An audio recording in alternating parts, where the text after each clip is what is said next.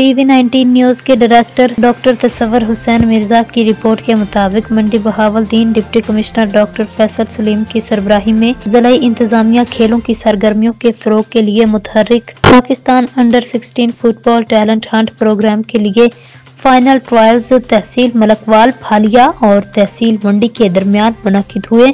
افسران کی زیر نگرانی میرٹ پر کھلاڑیوں کی سلیکشن کی گئی۔ منڈی بہاولدین ڈپٹی کمشنر ڈاکٹر فیصل سلیم کی سربراہی میں پاکستان انڈر 16 فٹ بال ٹیلنٹ ہنٹ پروگرام کے لیے final trials Quaid Azam ground میں منعقد ہوئے۔ مہمان خصوصی additional deputy commissioner revenue retired lieutenant Muhammad Ahmad Zaheer اور میجر محمد حارث تھے۔ سلیکشن کے بعد فائنل میچ تحصیل منڈی بہاولدین اور ملکوال کی ٹیموں کے درمیان کھیلا گیا، جو کہ منڈی بہاولدین کی ٹیم نے 1 کے مقابلے میں 3 گول سے جیت لیا۔ جیتنے والی ٹیم کو 3 لاکھ روپے کیش پرائز جبکہ رنر اپ ٹیم کو 1 لاکھ روپے انعام دیا گیا۔